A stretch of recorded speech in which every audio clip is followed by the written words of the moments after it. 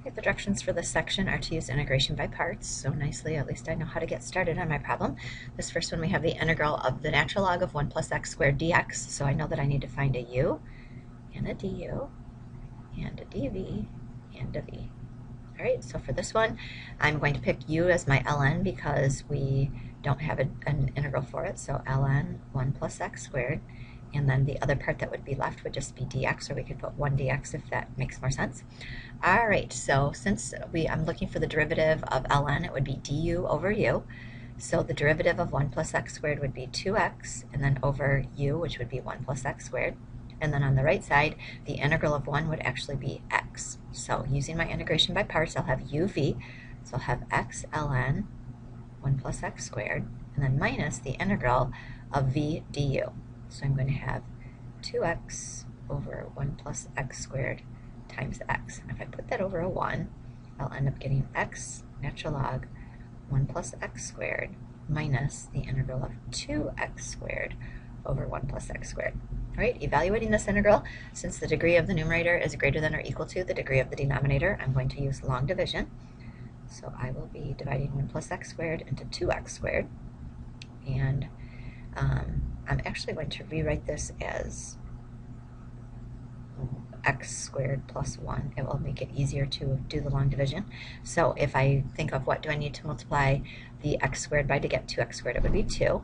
So now I'll get 2x squared plus 2.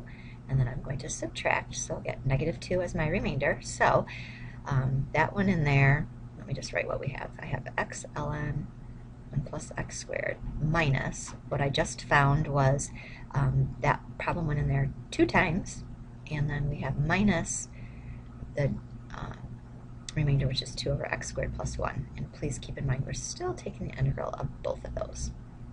All right, so now when we do this, I'm actually going to rewrite this one time here. 1 plus x squared. I'm going to distribute that minus sign, so I'm going to have minus the integral of 2 plus the integral of 2 over x squared plus 1.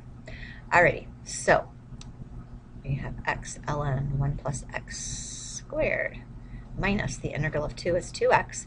On this one, this looks like an arctan problem, so u will be x, du is 1. We'll just bump that 2 up front, so we have a 1.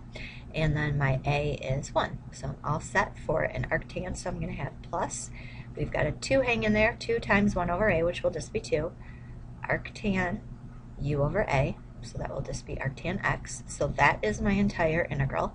I get to evaluate it now at 1 and 0. So if I plug in 1, I am going to get 1 natural log 1 plus 1 would be 2, so the natural log of 2 minus 2 plus 2 arctan 1, so that's my first part, and then minus, if I plug 0 in, 0 times anything will just be 0, 0 times anything will be 0, and then I'll still get 2 arctan of 0. Okay, so let's figure this out. I have ln 2 minus 2 plus 2 arctan of 1. Where does the tangent equal 1? It's at pi over 4, so it's going to be 2 times the pi over 4 minus the arctan of 0. Where does the tangent equal 0? That would be at 0. And then from here, I'm just going to simplify it one step. So I have ln 2 minus 2 plus 2 times pi over 4 will reduce to pi over 2. So that would be my answer for that problem. All right, number 6, we've got theta, secant theta, tangent theta.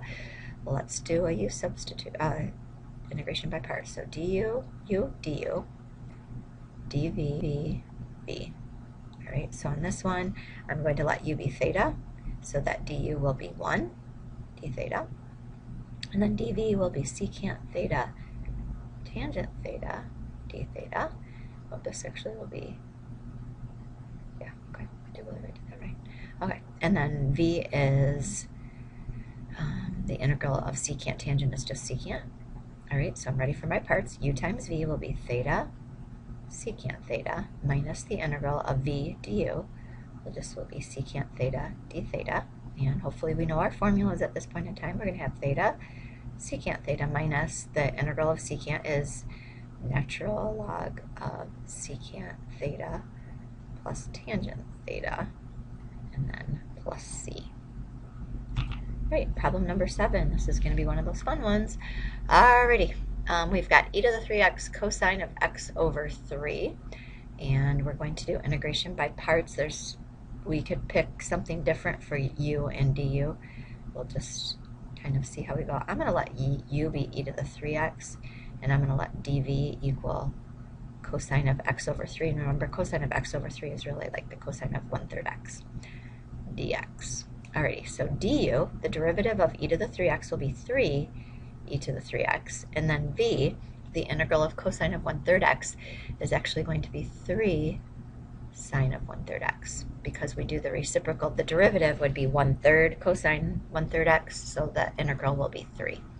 So we're ready to do by parts. So I've got uv, so I've got 3 e to the 3x sine of 1/3 x, or x over 3, and then minus the integral of v du, so that will be 9 e to the 3x sine of 1/3 x. Alright, so from there we could keep our dx's in there, I guess. Alright, we get to do integration by parts again, so keep consistent on your u, so this time my u will be 9 e to the 3x, dv will be sine of 1/3 x, or dx, right? Du will be 27 e to the 3x. V will be negative 1/3 cosine of 1/3 x. And then from here, we're going to have, this should have a dx in it. All right, so uv, so I'm going to bring down what I have here. Whew. Okay, 3 e to the 3x sine of x over 3 minus uv, so that will be negative 3 e to the 3x cosine of x over 3 minus the integral of v du, so that will be negative 9 e to the 3x cosine of x over 3 dx. Alright, so getting rid of all of my signs, we are going to have 3 e to the 3x sine of x over 3. This will become plus 3 e to the 3x cosine x over 3, and this will become minus the integral of 9 e to the 3x cosine x over 3 dx. Alright, and then at this point in time, we are going to notice, oh, I should have an 81 there. Just a second, I screwed up here.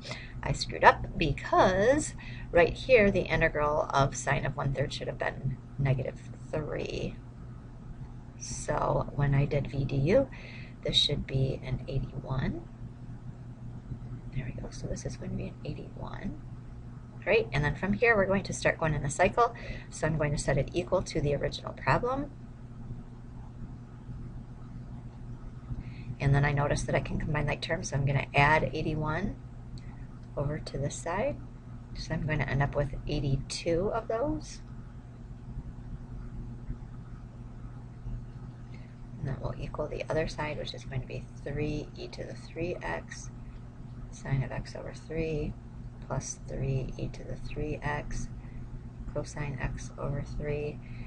And then from there, we simply just need to divide everything by 82 to get rid of this 82. So my final answer, I'm going to write it up here, will be 3 over 82 e to the 3x sine of x over 3 plus 3 over 82 e to the 3x cosine of x over 3 plus c. And then if you wanted to factor out a 3 over 82 e to the 3x, you certainly could, but definitely not necessary.